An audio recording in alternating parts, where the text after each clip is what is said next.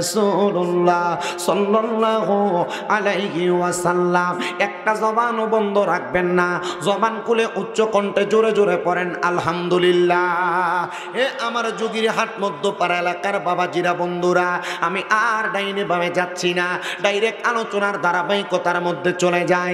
আমি আপনাদের সামনে আল্লাহ তাআলার কোরআনুল কারীম থেকে দুইটা আয়াতে কারিমা তেলাওয়াত করেছি, দুইটা সূরা থেকে। আমি চেষ্টা করব এই দুইটা আয়াতের উপর আপনাদের কাছে কথা বলার জন্য। এক নাম্বার, আল্লাহ তাআলা কোরআনুল কারীমের মধ্যে ঘোষণা করেছেন বিসমিল্লাহির রহমানির রহিম, লা ইয়াস্তাউই আসহাবুন নারি ওয়া আসহাবুল জান্নাহ, আসহাবুল জান্নাতি হুমুল ফাইজুন। আমার আল্লাহ জানিয়ে দেয় লা ইয়াস্তাউই আসহাবুন নারি ওয়া আসহাবুল জান্নাহ, যারা জান্নাতি যারা দোজখী তারা একরকম নয়। ও আল্লাহ, জান্নাতি এবং দোজখীরা কেন একরকম নয়? আল্লাহ বলে বান্দা আসহাবুল জান্নাতি হুমুল ফাইজুন, যারা জান্নাতি তারা হলো সফল কাম। সাহাবায়ে কেরাম বলে নবী গো, আপনার কাছে জানতে চাই আপনি বলেন না জান্নাতি কারা?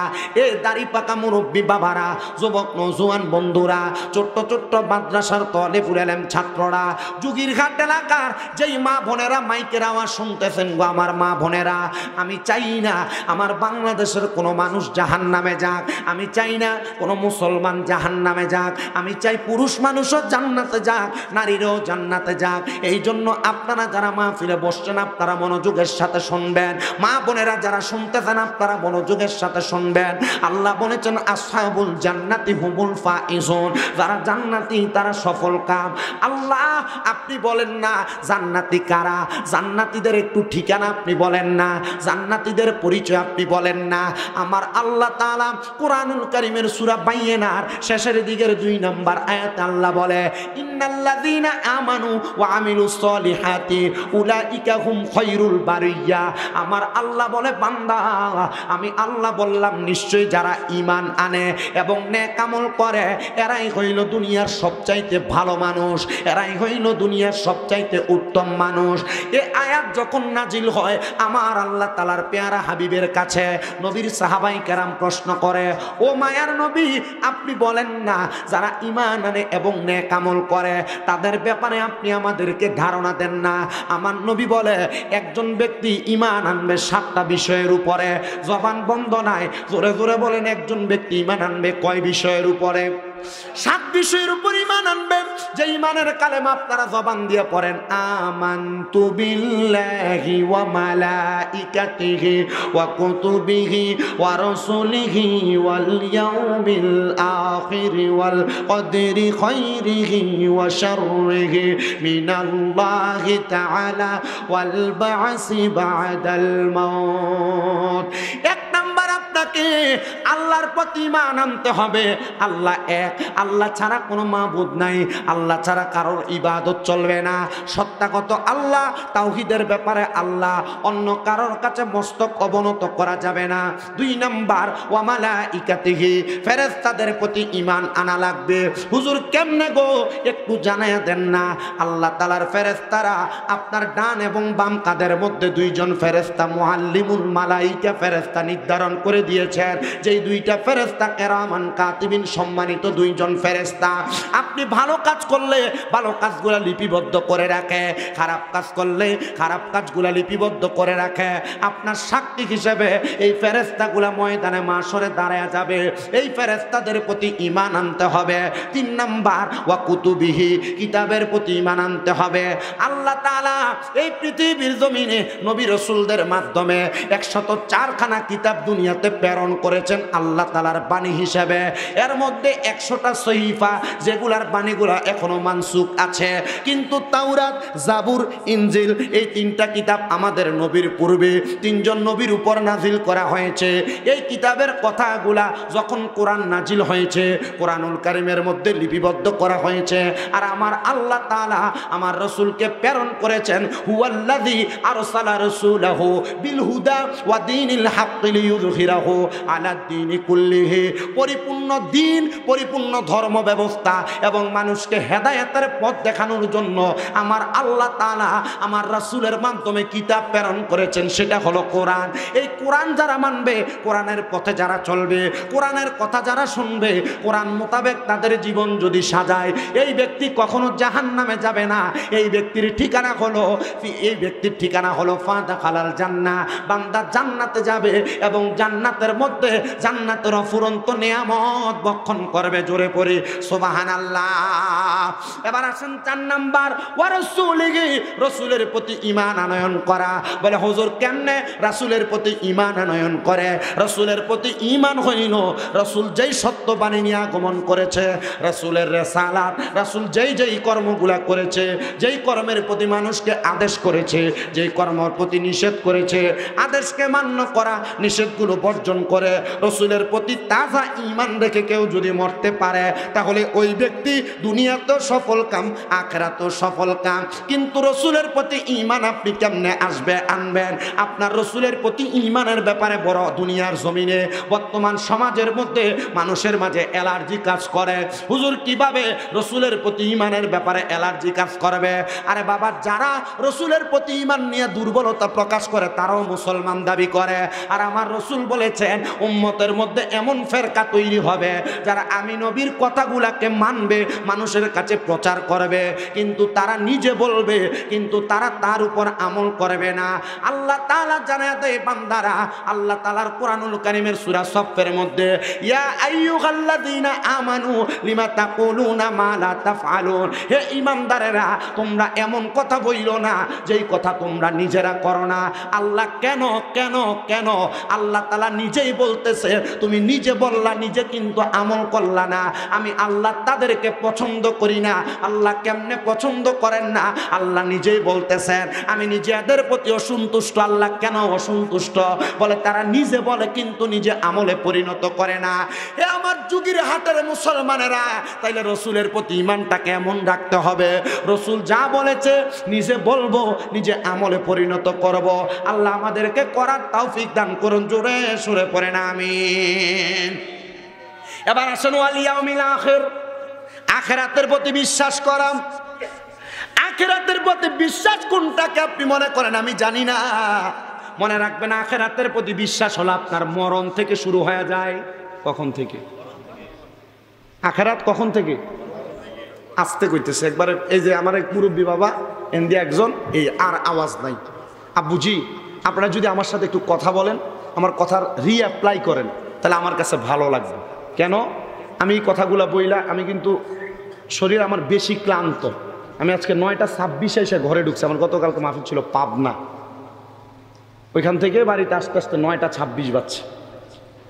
আমার মা আমারে ঘুম থেকে জাগায় তুলছে, মাহফিল নেই আজকে আছে। শরীর এত টায়ার্ড হয়েছে, মানে আর কোনো খোঁজখবর নাই ঘুমানোর পর, এমন অবস্থা হয়ে গেছে। আপনারা শুধু দোয়া করবেন, আপনাদের দোয়ায় আমার 6টা মাদ্রাসা এখন না। এই দোয়া করলে এরা আলসিয়া কিপটা, দোয়া করে না একজন আরেকজনের লেগে। নিজে বোঝে না যে আরেকজনের জন্য দোয়া করলে আপনি আপনার শত্রুর জন্য দোয়া করবেন। কার জন্য দোয়া করবেন? হুজুর কি লেগে? শত্রু লেগে দোয়া করবেন? তাই আমার জমি কেড়ে খাই, আমি তার লেগে দোয়া করতাম। দোয়া করবেন আল্লাহ তার হেদায়েত দিক। এ দোয়া করবেন না? আর তাকদিরু লা ইয়ারুদ, মানুষের তকদির পরিবর্তন হয় না ইল্লা বিদুআ। দোয়ার কারণে পরিবর্তন হয়। আপনি দোয়া করবেন, আপনার জন্য সে দোয়া করা লাগবে না। আপনি যখন তার জন্য দোয়া করবেন, সে যখন এই দোয়া থেকে উপকৃত হবে, তখন আপনাকে আল্লাহ তাআলা নিজেই দান করবে। এই যে পিছনে যারা আছে এরা জবাব দেয় না, কথা কয় না, আওয়াজ দেয় না। এক লোক ভিক্ষা করতে গেছিল, এজায় দেখতেছে মা করে কর না, আপনার লগে যে 5 টাকা ভিক্ষা দিছে এর লাগে লাখ টাকা দোয়া করছি, যেমন টেহা দিছেন এমন দোয়া করছি। বেটা ডরে পকেট থেকে 500 টাকার নোট বাইর করে ভিক্ষুকরে দিয়া কইছে, দোয়াটা বাড়ায় কর। এ দোয়া করছে, আল্লাহ এবার তুমি তারে যা সম্পদ দিছ তার থেকে আরো বেশি সম্পদ বাড়ায় দাও। বেটা খুশি হয়েছে। তার মানে যেমন টেহা দিছে এমন দোয়া পাইছে। আপনারা যেমন আওয়াজ দিবেন তেমন ওয়াজ পাইবেন। একটু মোহাব্বতে জোরে কোন আল্লাহু আকবার। বাঙালি না, তাহলে আমার সাথে ফিডব্যাকটা একটু ভালো দিলে আমি ইনশাআল্লাহ ওয়াজ করতে পারবো। কয়টা বিষয়ের প্রতি ঈমান বলছি? কয়টা? এবার আছে 5 নাম্বার, ওয়াল আখেরাত। বলেন ওয়াল আখেরাত শুরু কখন থেকে? মৃত্যু থেকে। মৃত্যু থেকে একবারে মৃত্যুই আখেরাত। আপনার সামনে যখন আজরাইল আসবে তখনই আখেরাত। এবার আসেন এখন থেকে যে তিনটা বিষয় বলবো, আখেরাত, ওয়াল কদরি খাইরি ওয়া শাররি মিনাল্লাহি তাআলা ওয়াল বাসি বাদাল মাউত, এই দুইটা তিনটা বিষয়। এই বিষয়ের ওয়াজ দেখবেন আপনার এলাকার বহুত পয়সাওয়ালার গায়ে পড়বো, বহুত টাকাওয়ালার গায়ে পড়বো, বহু সর্দার মাতাব্বরের গায়ে পড়বো। ফললে আমি জানি না, কারণ আল্লাহর কোরআন রসুলের হাদিসের ওয়াজ যদি কেউ গায়ে পড়ে আপনি আল্লাহরে ধরেন, আমার ধরে লাভ আছে? আমার জবান কিন্তু বাণী কার? আল্লাহ।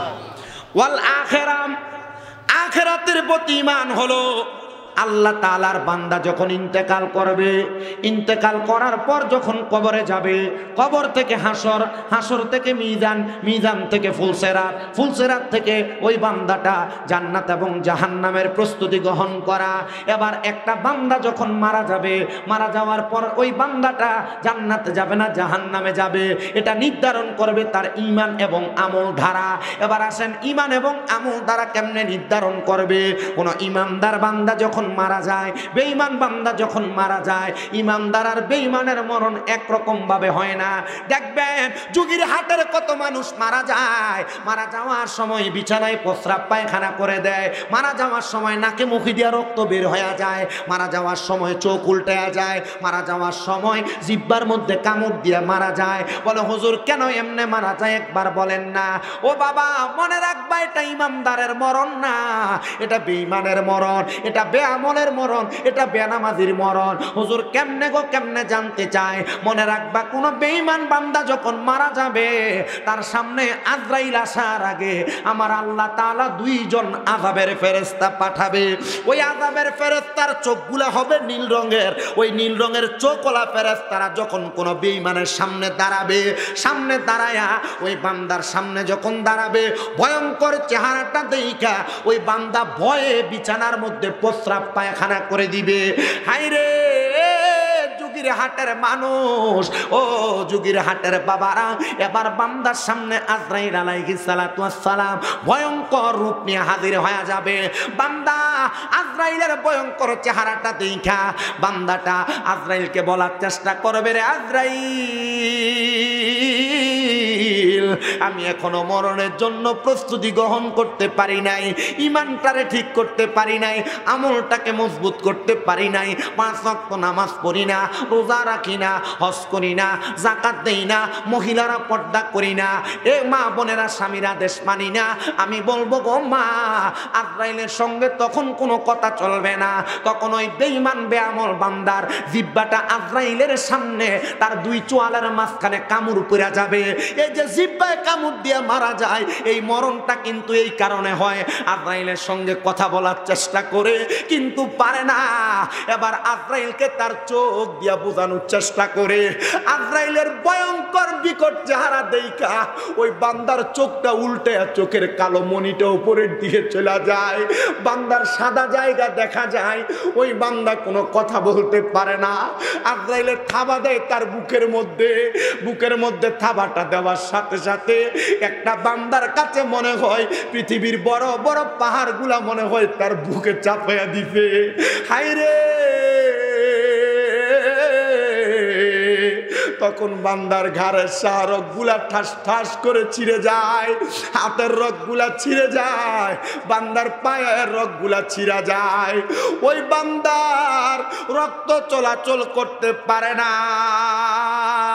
কোনো রাস্তা না পায়া মুখে দিয়া নাকে দিয়া রক্তগুলা থর থর করে বের হয়। এত কষ্ট যখন দেহ থেকে রূহটা আলাদা করা হয়, পয়গম্বর ইদ্রিস আলাইহিস সালাতু ওয়াস সালাম বলে ওই বান্দার এত কষ্ট হয়, বান্দার কাছে মনে হয় একটা জীবিত ছাগলকে লটকায়া দিয়া চামড়াটা জীবিত অবস্থায় টাইনা টাইনা ছিঁড়া ফেললে ওই বকরির যত কষ্ট হয়, একটা বেঈমান বেআমল বেনামাজি হারামখোরের এত কষ্ট হয়। হো বাবা, পরের হক মাইরা খাও খাও সাবধান, জমি দখল কইরা খাও সাবধান, মানুষের টাকা মাইরা খাও সাবধান, সুদের টাকা খাও সাবধান, পরের হক খাও সাবধান। এ পর্দার অন্তরালের যুগির হাটের আম্মুজিরা, ব্যাপারটা বেহায়াপনা করো সাবধান, স্বামী ছাড়া অন্যদের সঙ্গে কথা বলো সাবধান। এ মা বোনেরা, স্বামীর খেদমত করো না, বড় সাবধান। শ্বশুর শাশুড়ির সঙ্গে খারাপ ব্যবহার করতে সাবধান, এমন ভাবে শরীরের চামড়া টাইনা টাইনা চিরা ফেলবে, আব্বুজিরা বড় কষ্ট হবে, বড় কষ্ট হবে। হাইরে যখন তার রুহটা আলাদা করবে, ফেরেশতা হাতের মধ্যে একটা রুমাল নিয়া নাকের মধ্যে এইভাবে চাপ দিয়া ধরবে, রুহটারে নিয়ে উপরের দিকে যাবে। আসমানের প্রথম আসমানের অসংখ্য ফেরেশতারা ওই বান্দার দিকে থু থু নিক্ষেপ করবে, থু থু। বান্দার দিকে যখন থুতু নিক্ষেপ করবে, আজরাইল জিজ্ঞাসা করবে কেন বান্দার দিকে থুতু নিক্ষেপ করা হয়? বলে বান্দা গুনাহগার, গুনাহ করতে করতে, আমল না করতে করতে তার রুহুটা একটা দুর্গন্ধযুক্ত রুহ হয়ে গেছে, এই জন্য বান্দার দিকে থুতু নিক্ষেপ করি, নাকের মধ্যে কাপড় লাগাইয়া দিছি। বান্দারা যখন নিয়ে যাবে, রুহু আজরাইলকে বলবে এত তাড়াতাড়ি কোথায় নিয়ে যাও? যদি তুমি জানতা আমার জন্য কত যন্ত্রণাদায়ক শাস্তি রেডি করা হয়েছে, তাহলে তুমি আমারে এত তাড়াতাড়ি নিয়ে যাইতা না। এ বাবা,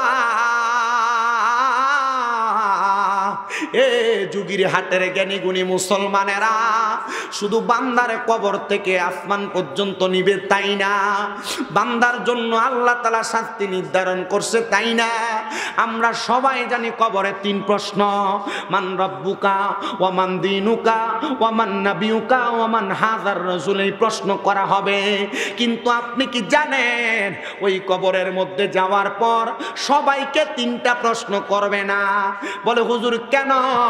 আর যেই ব্যক্তি না যাই না গুনাহ করছে তারে প্রশ্ন করে বাঁচানোর চেষ্টা চলবে। কিন্তু আপনি জানেন গুনার কাম এটা, আপনি জানার পর আবার গুনাহ করেন, এটা কুফরি। আপনি গুনার কাজকে গুনাহ যাই না বারবার করে, এটা কুফরি। আপনার এলাকার ভিতরে অনেক সুদখোরে সুদ খায়, এ জানে এটা সুদ খাওয়া গুনার কাম, জানার পর বারবার সে সুদ খায়। বলে হুজুর কারণটা কি?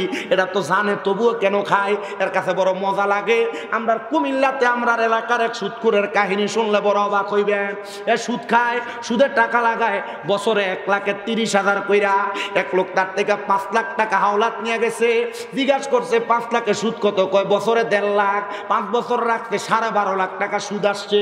যে বেটা ভুক্তভোগী সুদ নিছে কয় ভাই 5 লাখ টাকাই তো সুদে আসলে এখন 12.5 লাখ দিবু কেমনে? জায়গা বিক্রি করে দিছি। বাইরে তুই যদি পারস আমার কাছ থেকে 2.5 লাখ কম নিয়ে 10টা লাখ লয়ে যা, তুই তো ডাবল পাইবি। কয় তুই যে আমার সুদের টাকা 2 টাকা কম দিবি, সুদ খানার কারণে আল্লাহ যে কবরে আমারে ফিডাইব, একটা বাড়িকে আমারে কম কইরা দিব। মানে হ্যাঁ জানে আল্লাহ যে কবরে ফিটবো, তবুও খায় সুদ। আপনারা বলেন আপনাদের এলাকায় যারা সুদ খায় এরা কি জানে না? কথা বলেন, আসেনি সুদখোর? কম না বেশি? দেখবেন বহু এলাকার ভিতরে সুদখুটির ধরে নিয়ে মসজিদের সভাপতি বানা। কথা কন না কেন? বহু এলাকায় দেখবেন এই সুদখুর ঘুষখুরে ধরে নিয়ে মসজিদের সেক্রেটারি বানায়। বহু জায়গার ভিতরে দেখবেন এই সুদখুর ঘুষখুরে ধরে এলাকার সর্দার মাতাব্বর বানায়। আর এডি কেমন বেশরম, সুদ খায় ঘুষ খায় সর্দারি করতে যায়।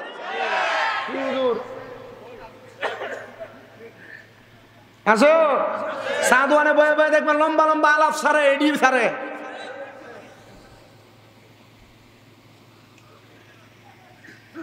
এলাকার ভিতরে সুদের ব্যবসা করে না, এখন ডিজিটাল সুদ।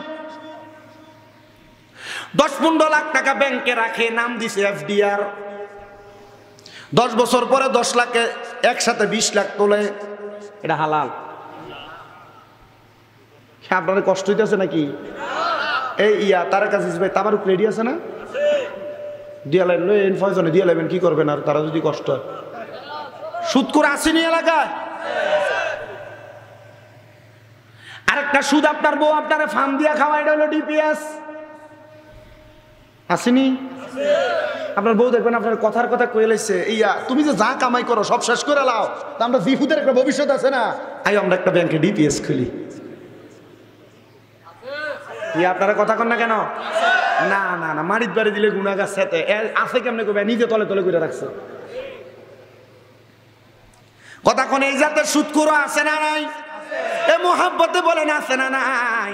আবার এখন এলাকার মধ্যে পুরুষ মানুষেরা সুদ খায় না, দেখবেন বাড়ি বাড়ি বেরিয়েতে সুদের ব্যবসা করে। চাচার কাছে যদি কয় ও কাকা আমার 10,000 টাকা হাওলাতে না, কয় আমার কাছে নাই, তো চাচির কাছে তার বইনে দিছিল লাগাইবার লাগিয়া।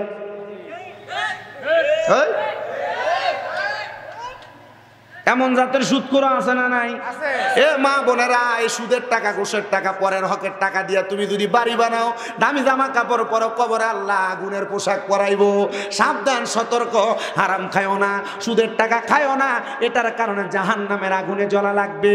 আপনি আপনার যেই সন্তানকে সুদের টাকা ঘুষের টাকা খাওয়ান, কাল ময়দানে মাশরে আপনি আপনার সন্তানের কাছে একটা নেক আমলের জন্য যাবেন, দিবে না, বলবে চিনি না কে আপনি, বলে আমি না তোর বাপ, তোর জন্ম দিছি, তোরে খাওয়াইছি, তোরে পড়াইছি, তুই কি আমার একটা নেক আমল দিয়া সহযোগিতা করবি না? সন্তান বলবে জন্ম দিয়েছেন, দায়িত্ব ছিল খাওয়ানো, কোন থেকে আইনা খাওয়াইছেন এটা আমার দেখার বিষয় না। তখন আপনি বাবা সর্বশান্ত হইয়া কবরে ঘুরবেন। এই জন্য আপনার কাছে আবদার, হারাম খাওয়া ত্যাগ করেন, বন্ধ করেন। এ হারাম কোনোদিন আপনারে আরাম দিবে না। আমার যুগের হাটের বন্ধুরা, ওই বেঈমান বান্দার ইন্তেকালের পর বান্দারে কোনো প্রশ্ন করা হবে না, বান্দারে জাহান্নামের আগুনে নিক্ষেপ করা হবে। একদিন দুই দিন না, একটা জাহান্নামী বান্দারে সর্বনিম্ন 3000 বছর জাহান্নামের আগুনে জ্বালাইব। দুনিয়ার একদিন জাহান্নামের একদিনের মতো না, না না, অনেক বড় লম্বা সময়, অনেক লম্বা সময়। আপনারা যখন জাহান্নামের আগুনে ফালানো হবে, 3000 বছর সর্বনিম্ন জ্বালাইব। ওই জাহান্নামের আগুনের রং যখন লাল থাকবে, 1000 বছর ওই লাল রঙের আগুনে দাউ দাউ করে জ্বালানো হবে। এবার আগুনের রংকে সাদা ধোঁয়াযুক্ত আগুন বানিয়ে দিব। ওই আগুনের মধ্যে আপনি পুড়তে থাকবেন আরো 1000 বছর। জাহান্নামের আগুনকে কালো ধোঁয়াযুক্ত বানাইয়া দিয়া 1000 বছর জ্বালানো হবে। ওই আগুনের মধ্যে আপনি আরো 1000 বছর জ্বলবেন। 3000 বছর জ্বলার পর আপনার মাকামে তাকাসসুর নামক একটা জায়গাতে দাঁড় করানো হবে। যদি কোনো চোর ধরা খায়, দেখবেন চোরের যদি 3 বার 4 বার বাড়ি দেয়, এ চোরের দায় স্বীকার করে। কিন্তু একটা গুনাহগার বেআমল খারাপ ব্যক্তিকে কবরে 3000 বছর জ্বালায়া মাকামে তাকাসসুরের মধ্যে দাঁড় করে বলবে, এ বান্দা কি বলবা বলো। বান্দা তো বলতে পারে আমারে মাফ করে দেন, তখন বলবে না। বান্দা 3 বার বলবে পানি পানি পানি। 3 বার যখন পানি পানি বলে বান্দা শব্দ ব্যবহার করবে, সাহাবায়ে কেরাম বলে নবী গো, ওই বান্দারে কি পানি দেওয়া হবে? আপনার ওই উম্মতকে কি পানি দেওয়া হবে? বলে হ্যাঁ দেওয়া হবে। দুনিয়ার মিনারেল ওয়াটার যেমন বান্দারে তেমন পানি দিবে না। ওই পানির নাম হাদিস শরীফের ভাষায় তিনাতুল খাবাল। ওই তিনাতুল খাবাল কি জানেন? অন্য জাহান্নামীরা আগুনে পুইরা যে রক্ত আর ফুসগুলা হইছে, ওই রক্ত ফুসকে লোহার একটা গরম পাত্রে গরম কইরা, কয়লা যেমন লাল হইয়া যায়, লোহার গরম পাত্রটা এমন হইয়া যাবে। বান্দার দেওয়া হবে, নেও খাও। বান্দা পানিটা হাতে নিবে, নবী গো পান করবে নি? বলে হ্যাঁ হ্যাঁ পান করবে। ওই পানি যখন সে তার মুখে দিবে, জিহ্বাটা গইলা, পেটের নাড়ি বুড়িগুলা গইলা পায়খানার রাস্তা দিয়া থর থর করে পড়তে থাকবে। নবীজির মজলিসের মধ্যে 40-70 জন সাহাবীর মধ্যে 40 জন বেহুশ হয়ে গেছে, বাকি 30 জন গড়াগড়ি করে কান্না করে। নবী কেমনে সহ্য করব গো? ও বাবা, সুদ খাইবা, হারাম খাইবা, ভাই ভাতিজার জমি দখল করে খাইবা, মা বাপ মইরা গেছে, বোনের সম্পদ বুঝিয়া দিতা না, বড় ভাই মইরা গেছে, ভাইয়ের সন্তানদেরকে জমি বুঝিয়া দিতা না, মিছা কথা কইয়া ব্যবসা করবা, ওজনে কম দিয়া ব্যবসা করবা, গালিগালাজ করবা, মন্দ কথা বলবা, জিহ্বা গলে যাবে, পায়খানার রাস্তা দিয়ে বের হবে, সহ্য করতে পারবা না। এবার আপনারা বলেন, কবরের কঠিন আযাব থেকে বাঁচার জন্য আমাদেরকে দুনিয়ার যত বদ কাজ আছে, এই বদ কাজগুলা ত্যাগ করার দরকার আছে না নাই? আল্লাহুম্মা সাল্লি আলা সাইয়্যিদিনা মুহাম্মাদ নাবিয়ানা।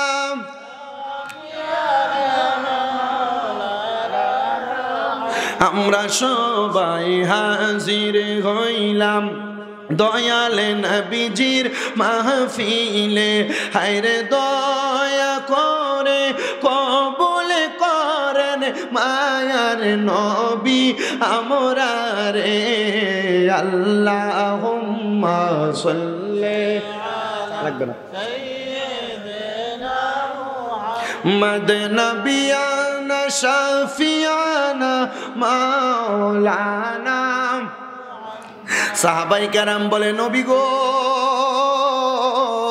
ও দয়ার নবীজি, তাইলে এই কঠিন আযাব দেওয়া হবে, ইমানদারদেরকে কি কোনো পুরস্কার দেওয়া হবে না?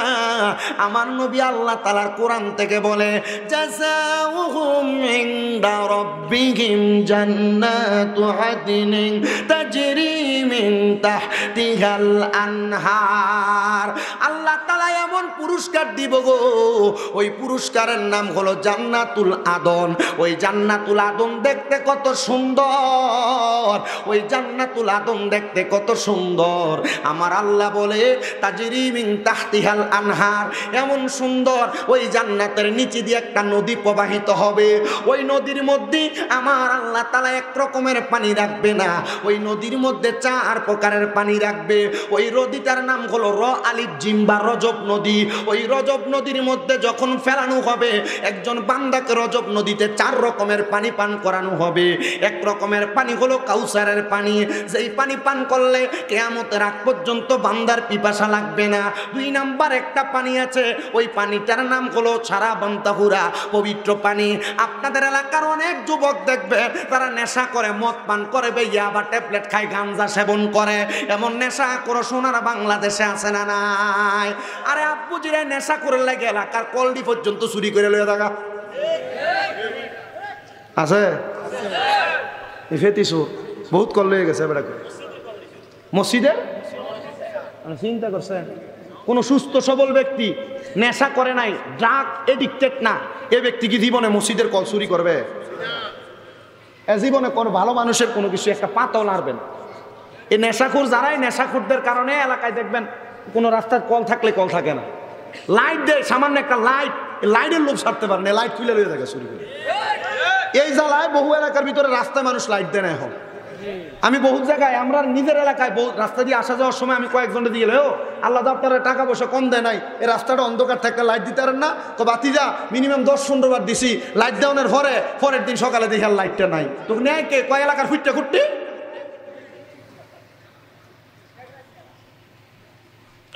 কথা কারণ আমার নেশা করে ড্রাগ এডিক্টেড এগুলো আসে না নাই? সারাবান তাহুরার মতো পবিত্র পানি পান করানো হবে। ওই পবিত্র পানি কারা পান করবে? যারা কখনো নেশা করে নাই। আব্বা সিগারেট খান, খান, বেশি করে খান। বলে হুজুর এটা কি নেশা নাকি, এটা কি হারাম নাকি? আব্বা মনে রাখবেন, নবীজির আর একটা হাদিস শরীফ পড়ে দেখলাম, নবী কয় যদি দুনিয়াতে জাহান্নামী মানুষ দেখতে চাও তাদের দিকে তাকাও। নবীজি কারা? বলে দুনিয়াতে যাদের মুখে আগুন। আচ্ছা আমি বললাম না আপনারা এখন আগুন তাই কার মুখে? সব ডিজি কয় না, এবারের উপরে নি শুধু কথা যায় যাচ্ছে। এলাকায় সিগারেট খোর, বিড়ি খোর আসেনি?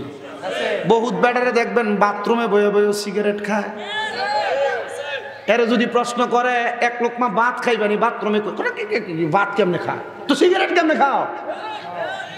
আমি একটা রেজি গেলাম, আমি ওয়াশরুমে যাবো, এটা আমি একটা রেজি গেলাম, বাথরুম থেকে সিগারেটটা মহলে হাতে লই বাড়িতেছে, কি তো এর বাথরুমে বয়ে সিগারেট খান কা? ইয়া কাকা, ইয়া বাথরুমে বয়ে খাইলে বাথরুমটা ক্লিয়ার হয়। এই জাতের সিগারেট করে আসেনি? যুবক ভাইরা যারা সিগারেট খান, আপনারা মনে রাখবেন, আপনি যদি বিবাহ করেন আপনার বউ পরকীয়া করবে। কারণ কি? কারণ আপনি সিগারেট খেয়ে আপনার মুখে দুর্গন্ধ নিয়ে আপনার বউয়ের কাছে যাবেন, আপনার বউ লাথি দিয়ে আপনার ঘাটের থেকে ফালাই দেয় না, আপনার সৌভাগ্য। তোনার এই বেডির এই জামাইরে আর ভাল লাগে না, লগের বাড়ির দেবরটারে ভাল লাগে। আর তোর মুখে গন্ধ, তোর বউ তো এখন অন্য পুরুষের দিকে খেয়াল রাখবে। আপনার কি কষ্ট হইতেছে? কথা মিস হইলে আপনারা কুইয়েন। এগুলা জাস্টিফাই করা কথা। বহু জায়গার ভিতরে এমন অবস্থা চলতেছে এখন। আল্লাহ আপনারে বোঝার তৌফিক দান করুন, কোন আমিন। তাহলে নেশাখোররা জান্নাতের সারাবান তাহুরা পান করতে পারবে? এবার আসেন জান্নাতের ওই নদীর মধ্যে 4 প্রকারের পানি, 2টা বললাম। 1 নাম্বার ইন্না আতাইনা কাল কাউসারের পানি, 2 নাম্বার সারাবান তাহুরা, 3 নাম্বার হলো জান্নাতের লাবান দুধ। মারহাবা কন ও মায়ার নবী, জান্নাতের লাবান দুধ কারা পান করবে? নবী আমার বলে জান্নাতের দুধ তারা পান করবে যারা কোনোদিন পরের হক মাইরা খায় নাই। আব্বা ক্ষেতের লাই লাগে আসছিল 2 হাত ব্যাঙ্গারি চলতো, এখন এটা হাতের বান আড়ানো যায় না। ক্ষেতের গালা কাঁচাইতে কাঁচাইতে ক্ষেতের লাইল দিয়ে ছোট বানাইছো যারা, নিজের জমি অল্প একটু এটার খুঁড়ে লাইরা দিছো যারা, মনে রাখবা যদি পরের হক খাও। অনেক ভাইয়েরা আছেন মা বাবা মারা গেছে, আপনার বোন আছে কিন্তু বোনের নির্দিষ্ট পরিমাণ সম্পদ বুঝিয়ে দেয় না, আসেনি?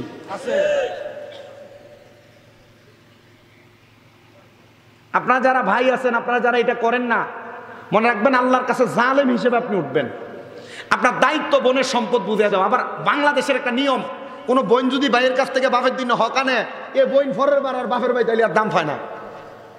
কি লেগে তাই তো তাই হক লয়ে গেছে, তাই কি আমার কাছে হক আছে? অবশ্যই হক আছে। আপনি ভাই হিসেবে তার হক আছে। মনে রাখবেন কোনো ভাই যদি তার বোনের সাথে আত্মীয়তার সম্পর্ক ছিন্ন করে, ভাই বলে পরিচয় না দেয় এবং বোনের উপর ভাইয়ের যে দায়িত্ব, এই দায়িত্ব পালন না করে, এ ভাই অভাবে পড়বে, অতি সত্য। একটা ভাই তার কামাই রুজিতে বরকত উন্নতি ততক্ষণ থাকে, এ ভাই যদি তার বোনের দিকে নজর করে এবং বোনকে দেখে শোনা রাখে। হ্যাঁ, আমি বানায় বলতেছি, আপনার মনে হয় তিরমিজি শরীফের সরাসরি ভাই বোনের হকের হাদিসের অধ্যায় লেখা। আল্লাহর কোরআন রসুলের পাকের হাদিস এত নরমাল না। আমি মাত্র কামেল প্রথম বর্ষে পড়ি, কুমিল্লা ইউনিভার্সিটিতে বাংলা অনার্সের ফাইনাল ইয়ার, আমার এবার পরীক্ষা হবে। আমি যতটুক পর্যন্ত হাদিস শরীফ এই পর্যন্ত যা পড়ছি এবং এখন যা পড়তেছি, আমার মনে হইতেছে যে আমি আগে কিছুই পড়ি নাই, এখন আরো বেশি পড়তেছি। আপনি কথা বুঝতেছেন? বেশি কিছু লাগবে না। আল্লাহ তাআলার কোরআনুল কারীমকে আপনারা যারা এখানে আছেন, প্রত্যেক দিন একটা বাংলা অনুবাদ আছে এমন একটা কোরআন শরীফ কিনবেন। বাংলা অনুবাদ, শুধু অনুবাদ, তাফসির বা অনুবাদ। সবচাইতে সহজলভ্য একটা তাফসিরে কানজুল ইমান, নুরুল ইরফান, যদি পারেন এটা কিনবেন। এটা দৈনিক আধা পৃষ্ঠা করে পড়বেন, আধা পৃষ্ঠা। আপনি আরবিটা পড়া লাগবে না, শুধু অনুবাদগুলা পড়েন। আল্লাহর কসম করে বলি, কেউ যদি কোরআনুল কারীমের প্রথম থেকে শেষ পর্যন্ত শুধু অনুবাদটা পড়ে, এই ব্যক্তি কোনোদিন নামাজও ছাড়বে না, পরের হক খাবে না, হারাম খাবে না, এবং কিভাবে দুনিয়াতে চলতে হবে সব সে জানবে। আধা পৃষ্ঠা করে পড়েন। মোবাইলের জগৎ এখন সহজ, মোবাইলে আপনি চাইলেই সবকিছু পাবেন। আল্লাহ আমাদেরকে বোঝার তৌফিক দান করুন, আমিন পড়েন। এজন্য পরের হক মেরে খাইবেন না। বড় ভাই মারা যাওয়ার পর, ছোট ভাই মারা যাওয়ার পর ভাই ভাতিজার জমিগুলো ভাগ করে সুন্দরভাবে বুঝিয়ে দিবেন। এটার কারণে আল্লাহর কাছে আপনি উত্তম জাযা পেয়ে যাবেন। 4 নাম্বার আরেকটা পানি, ওই পানিটার নাম হলো জান্নাতের মধু। ওই মধু কারা পান করবে? আপনারা যারা এখানে বসেছেন, বন্ধু বান্ধব চা দোকানে বৈশাখ কথায় কথায় গালি দিয়া কথা বলে, এমন জাতের অনেক লোক দেখবেন গালি দিয়া কথা বলে। মনে রাখবেন, যারা এমন মুখের ভাষা খারাপ করে, গালি দিয়ে কথা বলে, 2 নাম্বার মিথ্যা কথা বলে, তারা কখনো জান্নাতের মধু পান করতে পারবে না। ও নবী গো, তাহলে জান্নাতের মধু তো আমরা পান করতে চাই। বলে তাহলে মিথ্যা ছাড়ো, জবান থেকে ফায়সা কথা গালি দেওয়া বন্ধ করো। কিন্তু আমাদের সমাজ এমন, ফায়সা কথা গালি দেওয়া, গীবত করা, চা দোকানের মধ্যে বৈশা একজনের বিরোধিতা করা, একজন আরেকজনের নামে গীবত করে, এটা অহরহর চলতেছে। আর সোনার বাংলাদেশে সবচাইতে গীবত যেই জায়গাটায় হয় সেটা হলো চায়ের দোকান। আব্বুজির এগুলা ত্যাগ করার চেষ্টা করবেন। মনে রাখবেন, এই গীবতের কারণে আল্লাহ তাআলার কাছে আপনি কঠিন আসামি হয়ে যাবেন। আল গীবাতু আশাদ্দু মিনাল কতল, গীবত হতো কতলের চাইতে বড় গুনাহ। আপনি একটা মানুষকে জবাই করে খুন করে দিলে যে গুনাহ হবে, একজনের নামে একটা গীবত করলে, একজনের পেছনে কথা বললে সেই গুনাহ আপনার আমল নামায় হবে। এগুলা থেকে সাবধান, সতর্ক থাকার চেষ্টা করবেন। গীবত করবেন না, কখনো গীবত করবেন না, গীবত থেকে দূরে রাখবেন। গান বাজনা এমন বাজে কাজগুলা করবেন না, এগুলা কান দিয়া শুনবেন না। বলো হুজুর আমি তো গীবত করি না, কিন্তু চা দোকানে গেলেই দেখি উমকে গীবত করে। গীবত করে না কিন্তু বয়ে বয়ে শোনে আর সুকা লাগায়, এক জাতের লোক আছে না? গীবত করে না কিন্তু গীবত শুনতে পছন্দ করে। গান গায় না, গান শুনতে পছন্দ করে। আছে না এমন? গান গায় না, শুনতে পছন্দ করে, গীবত করে না, করতে শুনতে পছন্দ করে, গালি দেয় না, কেউ ঝগড়া লাগলে দাঁড়ায় দাঁড়ায় গালি গালা শুনতে পছন্দ করে। মনে রাখবেন এই ব্যক্তিদেরকে কত কঠিন শাস্তি দেওয়া হবে। এ ভাইরা, এ যুবক বন্ধুরা যারা গান শোনেন আপনাদের ব্যাপারে, এ মা বোনেরা যারা গান শোনেন আপনাদের ব্যাপারে সতর্ক। এগুলা যারা শোনেন, গালিগালাজ যারা শোনেন, ঝগড়া ফাসাদ যারা শোনেন, গীবত যারা শোনেন, আপনাদের কানের মধ্যে আল্লাহ তাআলা গরম সীসা ঢালাই করে করে দিয়ে দিবে। কেমন শাস্তি! এই শাস্তিকে বলা হয় মারসুস। এই মারসুস নামক শাস্তি যদি আপনি পান, কবরে কঠিন আযাবের শিকার হয়ে যাবেন। এই জন্য সাবধান হয়ে যাবেন। সাহাবায়ে কেরাম বলে, নবী এই কঠিন শাস্তি আর কারা কারা পাবে? নবী আমার বলতেছে এই শাস্তির শিকার হবে আরেক জাতের বেপরদা নারী। ও নবী গো, বেপরদা নারী আছে এলাকায়? আমি একটা হাদিস শরীফ পড়বো, দেখবেন এই হাদিস শরীফের কারণে আপনার মা, আপনার বোন, আপনার স্ত্রী, আপনার ছেলের বউ, এই চারজন ব্যক্তির কারণে আপনি জাহান্নামে যাবেন, যে কোনো একজন। একটু শোনেন মন দিয়া। আল্লাহ তাআলা কুরআনুল কারীমে ঘোষণা করে, ওয়াকরনা ফি বুয়ুতিকুন্না ওয়ালা তাবাররাজনা তাবাররুজাল জাহিলিয়াতিল উলা, তোমরা তোমাদের নারীদেরকে জাহিলিয়া যুগের মহিলাদের মতো বের হতে দিও না। বের হতে দিবা, তারা ইফতিজিং এর শিকার হবে, তারা ধর্ষণ হবে। দেখেন বাংলাদেশে বেশিরভাগ ধর্ষণ যারা হচ্ছে, এই ধর্ষিত মেয়েরা, এরা পর্দা করে না, চুল এলোমেলো ছাইরা বেড়ায়, বুকের কাপড় দেখে ঘুইরা বেড়ায়, এদের শরীরের মধ্যে পর্দার কোনো চিহ্ন থাকে না। এর যুগের হাট এলাকার পর্দার অন্তরালের মা, এ যুবক বন্ধুরা, মুরব্বী বাবাজিরা, আপনারা মনে রাখবেন, আপনারা যারা আপনাদের মাকে, আপনাদের বোনকে, আপনাদের মেয়েকে আপনারা পর্দা করান না, এটার কারণে আপনি দুজকে যাবেন। রহমতের নবী বলে, একজন নারীর কারণে চারজন পুরুষ মানুষ দুজকে চলে যাবে। ওই নারী যদি কোনো পুরুষের মেয়ে হয়, মানে আপনারা যারা মেয়ে জন্ম দিয়েছেন, আপনি যদি আপনার মেয়েটাকে পর্দা না করান, ওই মেয়েকে প্রশ্ন করা হবে, তুমি কেন পর্দা করো নাই? মেয়ে বলবে, আমার আব্বা জান আমারে জন্ম দেওয়ার পর আমারে পর্দা করায় নাই। তখন ওই মেয়ে তার বাবাকে নিয়ে দুদকে যাবে। 2 নাম্বার, কোনো ভাই যদি তার বোনকে পর্দা না করায়, কোনো ভাই যদি তার বোনকে পর্দা না করায়, তাহলে ওই ভাই তার বোনের কারণে দুজকে যাবে। আপনি আপনার বোনকে নিয়ে মোটর সাইকেলে ঘুরেন, আপনার বোন আপনার বাড়িতে গায়ে হলুদের অনুষ্ঠানে নাচানাচি করে, আপনার বোন আপনার চাচাতো ভাই, আপনার খালাতো ভাইয়ের সঙ্গে কথা বলে, সুন্দর কথা বলতেছে, আপনার বোন বেপরদাভাবে স্কুলে চুল ছাইরা দিয়া যাইতেছে। মনে রাখবেন, আপনি ভুয়া আইয়া আপনার বোনকে পর্দা না করানোর কারণে আপনি জাহান্নামের অতল গহ্বরে যাওয়া লাগবে। 3 নাম্বার, কোন স্বামী যদি তার স্ত্রীকে পর্দা না করায়, এ স্বামীরা মনে রাখবেন, আপনার বউকে যদি আপনি পর্দা না করান, তাহলে আপনার বউ আপনাকে নিয়ে জাহান্নামে যাবে। কিন্তু আপনি পর্দা করাবেন দূরের কথা, আপনি সকালবেলা নাক টাইনা ঘুমান, আপনার বউ আপনার বাচ্চাকে নিয়ে মুখ খোলা রাইখা বেপরদাভাবে কিন্ডার গার্ডেন স্কুলে দিয়ে আসে। আপনার বউ আপনার সন্তানকে নিয়ে বাজারে স্কুলে দিয়া, আপনার বউ বাজার করে আনে মুন্সির হাট থেকে। মনে রাখবেন, এই যুবক ভাই, আপনার স্ত্রী যদি বেপরদা ঘুরে বেড়ায়, তাহলে এটার কারণে আপনি দুজকে চলে যাবেন। আপনার বউ কত সুন্দর আপনার তার দেবরকে, মানে আপনার ছোট ভাইকে ভাত বেড়া দেয়। আমরা সমাজে দেবরের সামনে ভাবি না গেলে কথায় কথায় বইলা ফেলে, যাইবে না কি হইব, এটা তোমার ভাইয়ের মতো। কিন্তু আল্লাহর নবীর হাদিস বলে, দেবর ভাইয়ের মতো না, ভাইয়ের মতো না। একটা ভাবির জন্য দেবর হলো কাল সাপের মতো, একটা ভাবির জন্য দেবর হলো মৃত্যু সমতুল্য।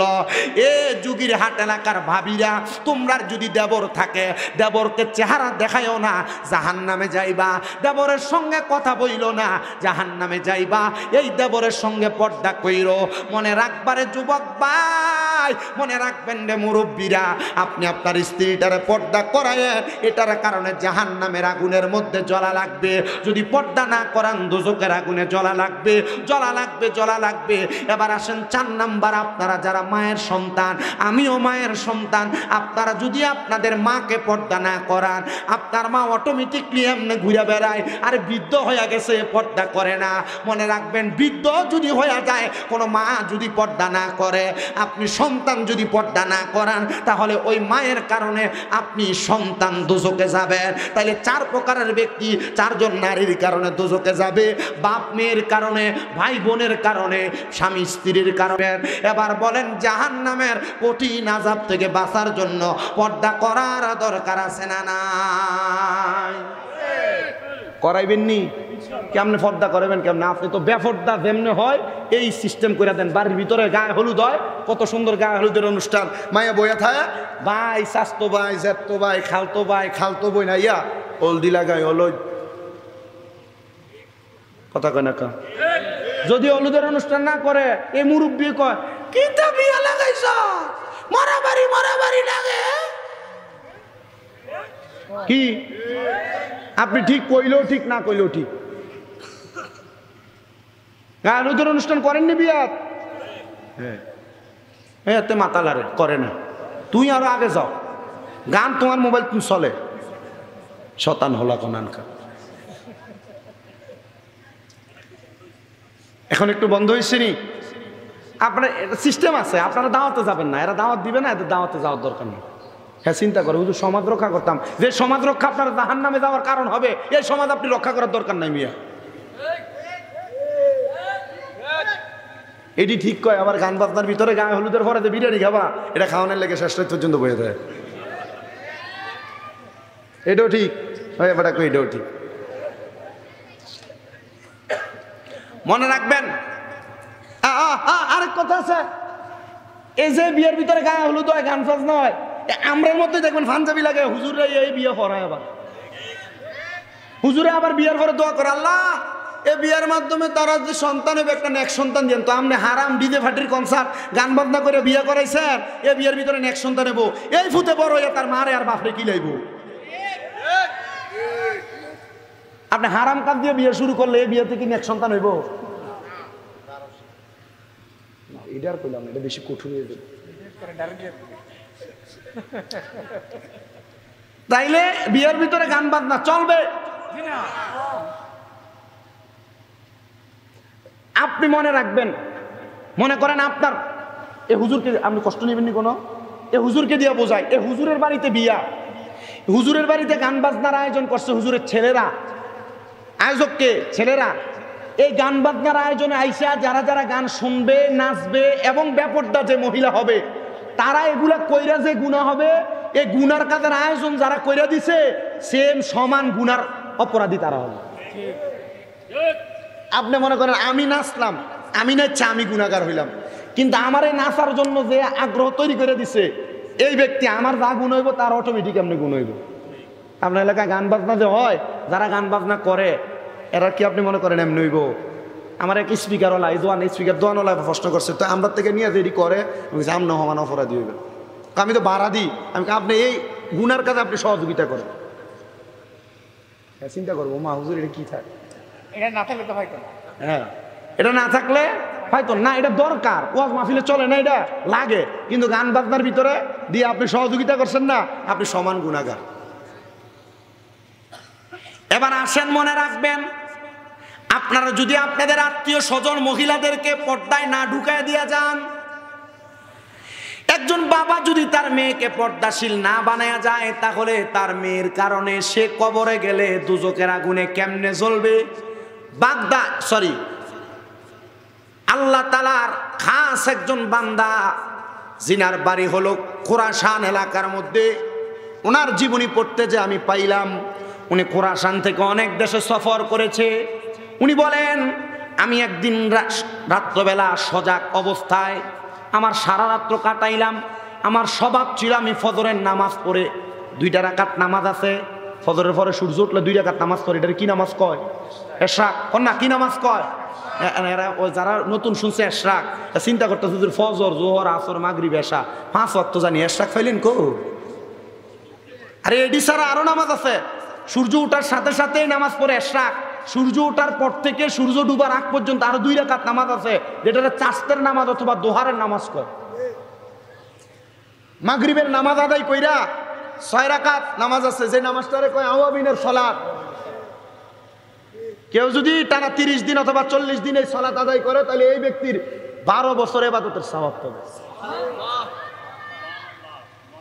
এতে শাওয়াল মাস যাইতেছে, 6 রোজা রাখছেন নি? রাখেন। এই 6 রোজা যারা রাখবে তাদের আমল নাই পুরো 1 বছর রোজা রাখার সওয়াব হবে। আমি কিন্তু কথার ফাঁকে ফাঁকে অনেকগুলো আমলের কথা বলে দিয়ে যাচ্ছি, আপনাদের কেমন লাগতেছে আমি বুঝতেছি না। তবে আমার জানা মত আমি যতটুকু জানি বেড়াইতের থেকে আমার ওয়াজ বেশি বেরিয়েতে শোনে। আল্লাহ আপনাদেরকে কবুল করুন। শুধু এই 2-3টা নামাজ না, আরো নামাজ আছে ফজরের আগে, তাহাজ্জুদের নামাজ। এই সালাত তাহাজ্জুদের নামাজ পড়ে কেউ যদি আল্লাহর কাছে কোনো কিছু চায়, ওই চাওয়া যদি সঠিক হয় আল্লাহ তাআলা 3 মাসের ভিতরে তারা দেয়। 3 মাস। আমার চোখের দেখা সাক্ষী, আমি অনেককে নসিহত করছি তাহাজ্জুদের সালাতের। ক্যান্সারের রোগীর ক্যান্সারের মতো কঠিন রোগ ভালো হয়েছে তাহাজ্জুদের নামাজের কারণে। সন্তান হয় না এমন অনেক মহিলার সন্তান হয়েছে তাহাজ্জুদের কারণে। আর আমার ভক্তবৃন্দ আমি দেখাইতে পারবো আলহামদুলিল্লাহ। এমন অনেক পুরুষ মানুষ বিদেশ যাওয়ার 6-7 বার চেষ্টা করছে, মেডিকেল আনফিট আসছে, 3 মাস তাহাজ্জুদ করে কাঁদছে, পরবর্তীতে যাওয়াতে মেডিকেলে ফিট হয়েছে। ব্যবসা করছে, বরকত হয় নাই, তাহাজ্জুদ করছে, আল্লাহ বরকত দান করছে। কঠিন রোগে আক্রান্ত, তাহাজ্জুদ করছে, আল্লাহ তাআলা এই ব্যক্তির কঠিন রোগ থেকে শেফা দান করছে। বড় কঠিন ইবাদত, বড় পাওয়ার মতো ইবাদত। শুধু তাহাজ্জুদ এই 4টা নামাজ, ইশরাক, চাশত, আওয়াবিন এবং তাহাজ্জুদ এই 4টা না, আরো নামাজ আছে। বলে হুজুর কি নামাজ? নফল সালাতের ভিতরে একটা সালাত আছে, যে সালাতটা হইল সালাতুত তাসবিহ নামাজ।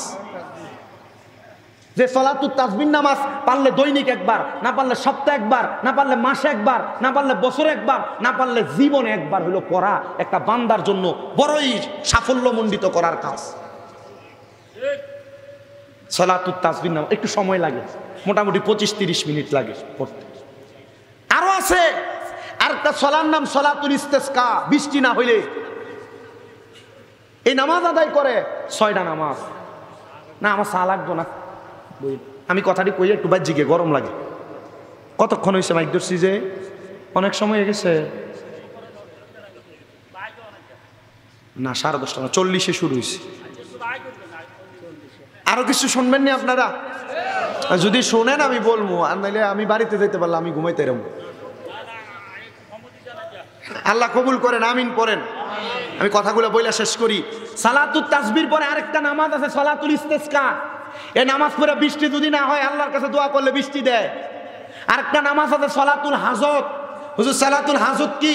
সালাতুল হাজতের নামাজ হচ্ছে আপনার মনে করেন কোনো মনের আশা পূরণ হইতেছে না, মনের আশা পূরণ হচ্ছে না, আপনি নামাজ পড়বেন, নামাজের নিয়ত করবেন আল্লাহু আকবার, সূরা ফাতিহা অন্য সূরা মিলাবেন, দ্বিতীয় রাকাত সূরা ফাতিহা সূরা ইখলাস 3 বার পড়বেন, পড়া সিজদাতে যা সুবহানা রাব্বিয়াল আলা 3 বার 4 বার 3 বার 5 বার 7 বার 9 বার পড়ার পর আপনার যে মনের আশা আকাঙ্ক্ষা এটা সিজদায় বাংলাতে বলবেন।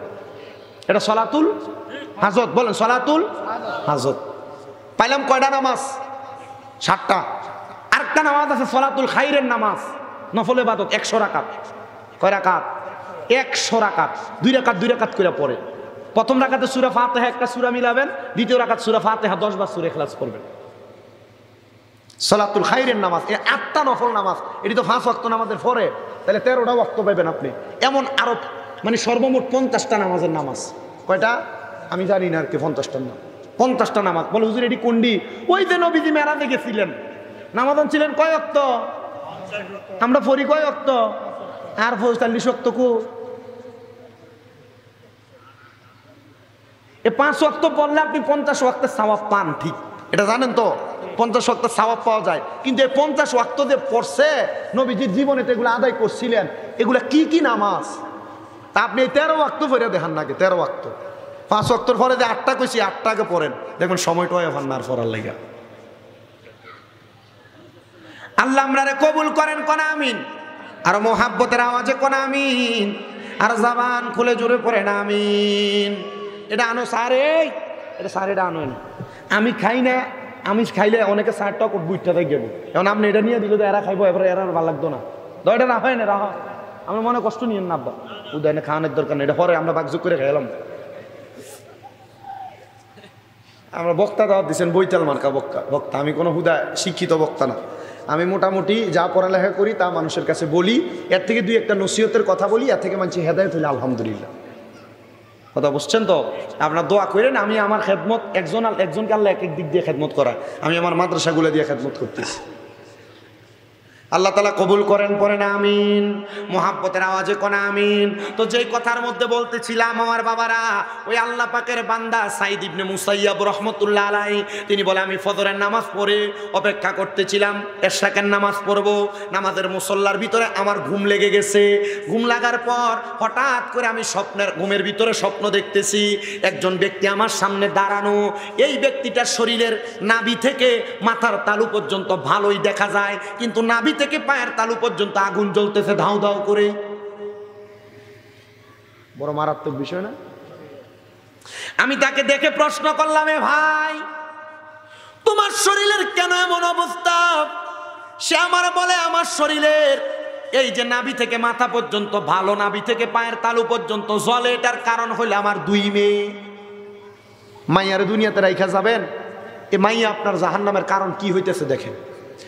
হুজুর আপনার দুইটা মেয়ের কি কারণ? বলে হুজুর আমি দুনিয়ার জমিনে আমার একটা মেয়ে জন্ম দিয়েছিলাম, যার বয়স ছিল 13 বছর। তাকে আমি কোরআন সুন্নাহ মোতাবেক চালাইছিলাম, সে সুন্দরভাবে চলছে, আর এই ব্যক্তি এখনো আমল করে। আল্লাহ তাআলা এই মেয়ের কারণে আমার অর্ধেক শরীর নাজাত দিয়া রাখছে। কিন্তু আমি যখন দুনিয়াতে ইন্তেকাল করি, আমার একটা মেয়ের বয়স ছিল, আমার একটা মেয়ে তার মায়ের গর্ভে ছিল 5 মাসের। আমি ইন্তেকাল করার 6 মাস পর, আমি ইন্তেকাল করার 5 মাস পরে ওই মেয়েটা দুনিয়াতে আগমন করেছে। আগমন করার পর আমার স্ত্রী এবং আমার বড় মেয়েটা ওই মেয়েটাকে আল্লাহওয়ালা কোরআনওয়ালা বানাইতে পারে নাই। ওই মেয়েটা দুনিয়ার ভাব ভঙ্গিমার সাথে চইলা বেপরদা হয়ে গেছে, বেহায়াপনা করছে, মানুষের মাঝে চলাচল করছে। এবার এই মেয়েটা বেপরদা হওয়ার কারণে আমার এই কবরের মধ্যে আমার অর্ধেক শরীর আগুনে জ্বলতেছে। এ যুগের হাট এলাকার পর্দার অন্তরালের আমার মা বোনেরা, তোমরা যারা বেপরদা চলো, পরপুরুষের সামনে চেহারা দেখায় দেখায় হাঁটো, আবার এইটা বেপরদা না, এখন আমাদের সমাজে বুরকার মাধ্যমে বেপরদা চলে। হুজুর কেমনে? আরে বুরকা পরব মায়েরা এই কারণে তাদের শরীরের কোনো কিছু বোঝা যাবে না, দেখা যাবে না। আর এখন বুরকা পরে এত টাইট, এটা উলঙ্গ থাকলে যা দেখা যাইতো, বুরকা পরলে তার শরীরের সব দেখা যায়, এমন জাতের মহিলাও বাংলার সমাজে আছে না? না, আপনার কাছে এটা বোরকা মনে হয়? এটা বেহায়াপনার মূল মাধ্যম। মা বোনেরা যারা ছোট ছোট জামা কাপড় পরেন, এটার কারণে আপনারা দুজকে জ্বলবেন, আপনাদের বাবা আপনাদের ভাইয়েরা দুজকে জ্বলবে। মা বোনেরা যারা কাপড় পরেন, আপনাদের পেটের অর্ধেক অংশ দেখা যায়, এটার কারণে দুজকে জ্বলা লাগবে। তো সাবধান, সতর্ক, এটার কারণে আপনারা দুজকে যেহেতু জ্বলবেন, এই কর্মগুলা ত্যাগ করা দরকার। সাইদ ইবনে মুসাইয়াব বলে আমি আবার হাঁটতে হাঁটতে তালাশ করলাম কোন ব্যক্তি স্ত্রীর গর্ভে সন্তান রাইখা মারা গেছে। অনেকক্ষণ পরে আমি খুঁজে পাইলাম অমুক ব্যক্তির ঘর। আমি তাদের দরজার সামনে যেয়ে দাঁড়ায়া সালাম দিলাম, আসসালামু আলাইকুম ওয়া রাহমাতুল্লাহ। ঘরে থেকে আমারে কোনো সালামের জবাব দেয় না। আবার সালাম দিলাম, আসসালামু আলাইকুম ওয়া রাহমাতুল্লাহ, আমার কোনো সালামের জবাব দেয় না। আবার সালাম দিলাম, আসসালামু আলাইকুম ওয়া রাহমাতুল্লাহ, সালামের জবাব তো দিলই না। একটা বালতির মধ্যে কইরা, পানির পাত্রের মধ্যে কইরা একটা মেয়ে এলোমেলো চুলওয়ালা আমার সামনে এসে কিছু ময়লা পানি আমার গায়ে ফিক্কা মেলা মারছে। আমার গায়ে পানিগুলা মারার পর আমি চিন্তা করলাম কত দুষ্ট একটা মেয়ে, আমি ঘর থেকে চলে যাব। এমন টাইমে পেছন থেকে একটা মেয়ে আমার ওয়ালাইকুম সালাম বলে জবাব দিয়েছে। আমি রাগান্বিত হইয়া তার দিকে তাকাইলাম না। আমি 3 বার সালাম দিয়েছি, সে আমারে 3 বার জবাব দিলে তার দিকে ফিরবো। আমারে 2য়বার জবাব দিয়েছে, আমি তার দিকে তাকাইলাম না। 3য়বার জবাব দিয়েছে, তার দিকে তাকাইলাম না। এবার 4র্থবার ওই মেয়েটা আমারে সালামের জবাব না দিয়ে আমারে উল্টা সালাম দিছে। এ যুগের হাটের মুমিন মুসলমানেরা, কারণ ঘরের সামনে গেলে 3 বার সালাম দিবা, জবাব না পাইলে ফিরা চলে আসবা। হুজুর না না, আমরা এগুলা করি না, আমরা ডাইরেক্ট অমুক ভাই আসুনি কইয়া ঘরে ঢুইকা যায়। আরে বাবা, একটা সন্তান তার মা বাবার ঘরে ঢুকার আগেও সালাম দিয়া প্রবেশ করা নবীর সুন্নত। সালাম ছাড়া প্রবেশ কইরো না, মনে রাখবা সালাম ছাড়া প্রবেশ করলে সুন্নাহ বিরোধী কাজ হবে। সালাম ছাড়া প্রবেশ করলে ওই ঘরের মধ্যে জিনের মতো বাজে জিন আক্রমণ করবে। নাউজুবিল্লাহ। কোন না কষ্ট হইতেছে আপনারা? তারা পানি বন্ধ করছেন, মাইকের আওয়াজ মনে নি, একজন খবর দেন যান না, ফাঁকা না, পানির আওয়াজ। আমার মুমিন মুসলমানেরা, চতুর্থবার সালামের জবাবের পরে তৃতীয়বার সালামের জবাবের পরে চতুর্থবার যখন সালাম দিয়েছে, সালাম দেওয়ার পর আল্লাহর ওলি পেছনে ফিরে না, পেছনের দিকে হাইটে হাইটে আসছে। মনে রাখবেন, যারা আল্লাহর হক্কানি ওলি, হক্কানি বান্দারা বেরিয়েতে সামনে যায়নি, হ্যাঁ বেরিয়েতে সামনে যায়, চোখ তুইলা কথা বলে না। যদিও সামনে যাওয়া লাগে, এলাকার যেই যুগ নির্ধারণতা, মাথা নিচা করে থাকে, মহিলাদের সঙ্গে কথা বলে না। এবার আল্লাহর ওলি ডাক দিয়া কয়, মা আপনি সালামের জবাব দিয়েছেন, কারণটা কি? বলে, হুজুর সালামের জবাব দেওয়ার কারণ হইল আপনি যখন 3 বার সালাম দিয়েছেন, আমি নামাজের মুসল্লায় ছিলাম, জবাব দিতে পারি নাই। হুজুর আপনার শরীরের মধ্যে আমার বোনটা পানি নিক্ষেপ করেছে, আমি তার বড় বোন। হুজুর এই বোনটা বেপর্দা, বেহায়াপনা, উগ্র টাইপের মেয়ে। এমন অনেক মেয়ে দেখবেন সংসারে বড় হয়, এগুলা বিয়া দেওয়ার পরে জামাইয়ের বাড়িতে ভালো করে ভাতও খাইতে পারে না। সাবধান, সতর্ক, এগুলাকে একটু ভালো করে মানুষ করে তারপর বিয়া দিবেন, আর নচেত বিয়া দেওয়ার পরও অশান্তি শিকার হবেন।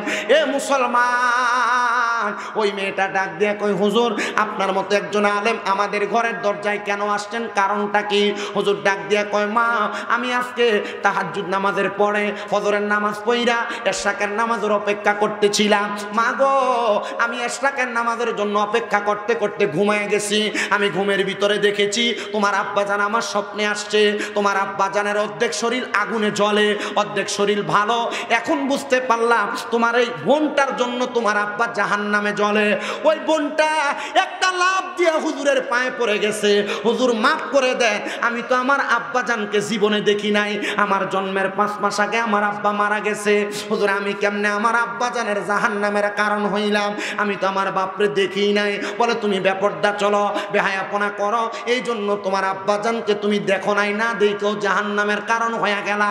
মাইয়া ডাক দিয়ে কই, হুজুর যেই বাবা আমার জন্মদাতা, ওই বাবা যদি আমি কন্যার জন্য জাহান্নামে জ্বলে, আমি কন্যা এটা সহ্য করতে পারবো না। এ হুজুর আপনি বলেন না কোন কাজের কারণে আল্লাহ আমার আব্বাকে মাফ করে দিবে? মাইয়াটার প্রশ্নের জবাবে হুজুর ডাক দিয়ে কই, মা ব্যাপারটা বেহায়াপনা ছাড়ো, অন্যায় অশ্লীলতা ছাড়ো, আল্লাহ তাআলা মাফ করে দিবে। মাইয়া কই, হুজুর আপনার নসিহত গ্রহণ করলাম, আর ব্যাপারটা বেহায়াপনা করব না। মাইয়াটা যখন গ্রহণ কইরা ব্যাপারটা বেহায়াপনা ছাড়ছে, মাইয়াটা 5 ওয়াক্ত নামাজ পড়ে।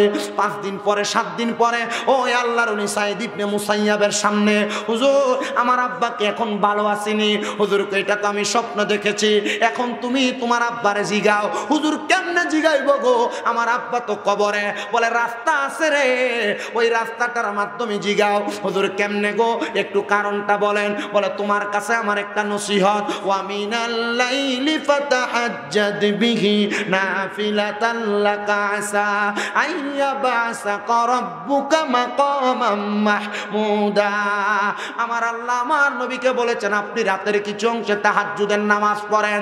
যদি আপনি তাহাজ্জুদের নামাজ পড়েন, অতি সত্বর আপনার মাকামে মাহমুদ, প্রশংসার জায়গা দান করা হবে। এই আয়াত যখন নাজিল হয়, আমার নবী আল্লাহর কাছে বলেছেন, আল্লাহ আমি তাহাজ্জুদ পড়লে আমারে মাকামে মাহমুদ দিবেন, কিন্তু আমার উম্মত যদি পড়ে উম্মতরে কি দিবেন? আমার আল্লাহ তাআলা ঘোষণা করেছে, নবীর কোন উম্মত তাহাজ্জুদ পড়ে যা চাইবে আল্লাহ তা দিয়া দিবে। ও হুজুর, তাইলে আমি তাহাজ্জুদ পড়ে আমার আব্বার কথা স্মরণ করলে আব্বারে দেখতে পাবো। আপনাদের যাদের মা নাই, আপনাদের যাদের বাবা নাই, মারে দেখতে মন চায়, বাবারে দেখতে মন চায়, তাহাজ্জুদ পড়ে কান্না করবেন, দেখবেন আপনার মা বাবারে আপনি তাহাজ্জুদের কান্না করার সময় দেখা যাবেন। হুজুর কেমনে? আরে আব্বা মা বাপ জান্নাতি না জাহান্নামী, তাহাজ্জুদ নামাজ পড়ে চেষ্টা করলে আপনি মা বাবার জান্নাত জাহান্নামের খবরও বলতে পারবেন। আমার কথা না, স্বয়ং আল্লাহর কোরআনের কথা। ওই মেয়েটা একটানা 7 দিন তাহাজ্জুদ পড়ছে, আল্লাহর কাছে কান্না করে। মাইয়া ডাক দিয়া কয়, জগতের মানুষ, আমি যখন তাহাজ্জুদের নামাজ পড়া আমার বাবার জন্য কান্না করতে লাগলাম, আমি সেজদার মধ্যে থাইকা হঠাৎ করে দেখতে পাইলাম একজন নূরানি পোশাকওয়ালা সুরতওয়ালা মানুষ, যিনি সামনে হাঁটতেছে, সুন্দর ফুলের বাগান, ডাইনে বামে সামনে পেছনে রহমতের হুরগিল মানরা। আমি জিজ্ঞাসা করলাম, কে গো আপনি, আপনার পরিচয় কি? উনি ওনার মাথা থেকে সাদা কাপড়টা উঠায়া ডাক দিয়া কয়, মা আমি হইলাম তোমার জন্মদাতা বাবা। ও বাবা, আপনার না অর্ধেক শরীর আগুনে জ্বলেছে, অর্ধেক ভালো ছিল, এখন কেমনে আপনি শান্তি পাইলেন? আমার আব্বা আমার জবাব দিয়েছে, এ মা, তুমি পর্দা করার কারণে, নামাজ পড়ার কারণে, ইবাদত করার কারণে, বেহায়াপনা ছাড়ার কারণে, অশ্লীলতা ছাড়ার কারণে আল্লাহ তাআলা আমি বাবাকে মাফ করে দিয়েছে। ভাইয়েরা আমার, বন্ধুরা আমার, আপনার কারণে আপনার বাবা মার কবরে যেন আযাব না যায়। ওই যে বলেছি মুমিনেরা জান্নাতে যাবে, কেমনে যাবে? আল্লাহ তাআলা বলেন রাদিয়াল্লাহু আনহুম ওয়া রাদু আন, আমি আল্লাহ যারার প্রতি খুশি এবং যারা আমি আল্লাহর প্রতি সন্তুষ্ট তারাই জান্নাতে যাবে। আল্লাহ তারা কারা? কয় যালিকা লিমান খাশিয়া রাব্বা, আমি আল্লাহর সবচাইতে ভয় করে যারা। ও বাবা, আল্লাহর কেমনে খুশি করবেন? খুতবার মধ্যে হাদিস শরীফ পড়েছি, রাদার রব্বি ফি রিদাল ওয়ালিদাইন, আম্মা আব্বারে খুশি করতে পারলে আল্লাহরে খুশি করতে পারবেন। সাখাতুর রব্বি ফি সাখাতিল ওয়ালিদাইন, আম্মা আব্বার অসন্তুষ্টি করলে আল্লাহর অসন্তুষ্টি করে ফেলবেন। মনে রাখবেন, মা বাবার অসন্তুষ্ট রাইখা কবরে যাবেন, শান্তি পাবেন না, নাজাত পাবেন না। আম্মা আব্বার অসন্তুষ্ট করেন না। সন্তান